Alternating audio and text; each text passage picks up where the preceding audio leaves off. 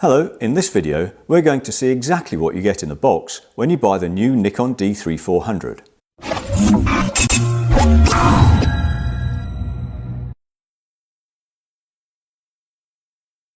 Hello and welcome to the CameraWize channel. In this video we're going to see what you get in the box when you buy the new Nikon D3400.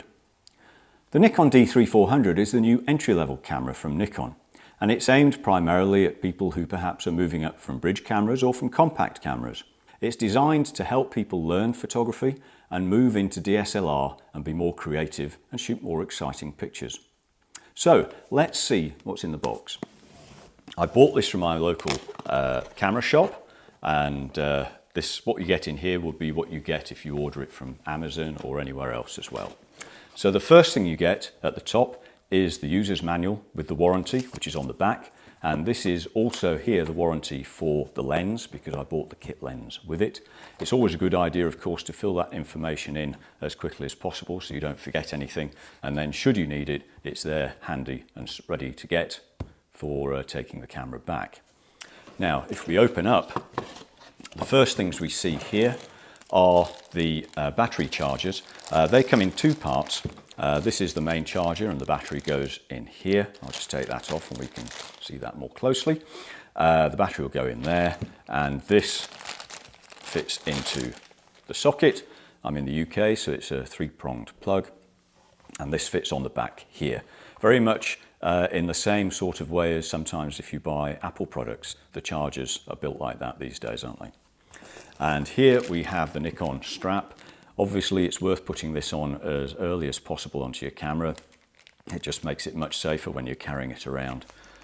And then I take out here, this is obviously the lens, and this is the body, and I should be able to get rid of the box if I can just, hiding in the bottom here, just take out the extra padding, is the battery.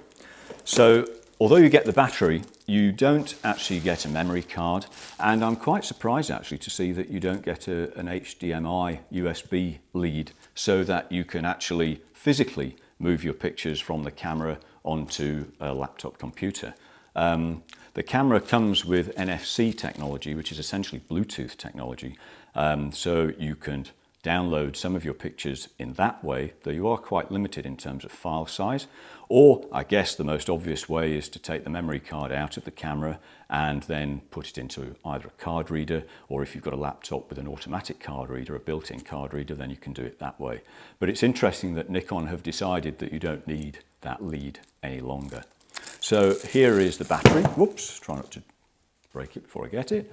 It's a standard Nikon battery. I always recommend that you buy the manufacturer's batteries, and the reason for that is that sometimes the generic batteries don't work. For example, if you were to buy a camera grip for this camera, which means that you can sometimes put two batteries in, one after the other, to extend the life of the camera and also to use the camera battery grip properly.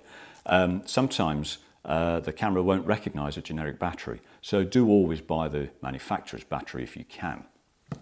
So here we get on to something which is really the meat of what I have bought. This is the lens. Now this is a really interesting lens for two reasons. One is it pops up, if I can just show you, can I do that? Oh yes, pops up like that to extend the lens from a sort of, not quite a pancake lens, but a much smaller lens than it should be, which is quite useful, and you can then do it back down again. But also this lens, I'll just move that so it doesn't disturb, is an AF-P lens. Now the important element of that is that the P stands for pulse motor, which they say is effectively a silent autofocus motor. Now that's really important when you're shooting videos. One of the great bugbears of shooting videos with DSLR cameras is that the autofocus lenses make some noise when they zoom in and out and autofocus. And of course, if you're recording at that point, which almost invariably you are, it creates noise which is very distracting. And that then creates the problem of, do you use autofocus or do you try to focus manually? Well, this autofocus apparently is pretty much silent and very fast because, as I say, it's the new AF-P lens. So that's going to be very interesting to use. And then we finally get to the main event, which is the D3400 itself. Now this, I've got a Nikon D5200, which I'm recording on now, and this has a lot of the technology of the 5000 series, certainly the early 5000 series, and believe me, that's good technology. It feels good in your hand. It's about 15% lighter, the manufacturers say, than the D3300, and it's a really nice looking and feeling camera. All the various modes are clearly shown on the mode dial at the top.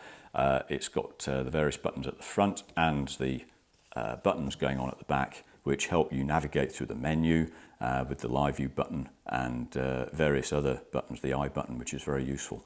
So we will be doing more videos on this camera. The next one will be a full review where I'll go through the buttons so that you can see exactly what it is. And I'm really looking forward to taking this camera out and taking some pictures. There are some interesting things about this camera. The processor comes from the D7200, more or less, which means that it's pretty top quality. I mean, it's not absolutely brand new in terms of being a processor, but it's probably less than 5 years old. And when it came out at 5 years old, it really was a cracking processor. So we've got some really good processing stuff here. The battery is supposed to have almost doubled effectively in its life length, so that you can shoot up to about 1200 shots on a single battery charge, which is really quite impressive. Though they have slightly changed the goalposts on that, and we'll go through that perhaps in the review. But all in all, this is a very solid feeling camera. And if I can just go through again what you get when you open the box. You get obviously the camera, you get the kit lens, supposing that you bought the kit lens. You get this charger, which comes in two pieces, depending on where you bought it from, I guess, will depend on the sort of plug that you get. You get the battery, you get the strap, and as I say, you get the user's manual and the warranty cards. Now, if you want to know more about this camera or any other cameras which are available at the moment in this sort of niche, entry-level DSLR, then please do take a look at our Nikon D3400 guide, because not only will it go through this camera in more detail, it will also tell you about other cameras which are available at the moment. And that you can download from the description below here, absolutely free. It's well worth getting because it gives you a really good idea of where this camera sits in the DSLR range that's available to you now. So this is what you get. Please do look out for more videos on the 3400 that we are going to be doing very shortly. The next one will be the review, and then the one after that will be the basic setup video, which I know is always very popular. So please do check it out. If you want to see more, please do subscribe, and we'll see you very, very soon.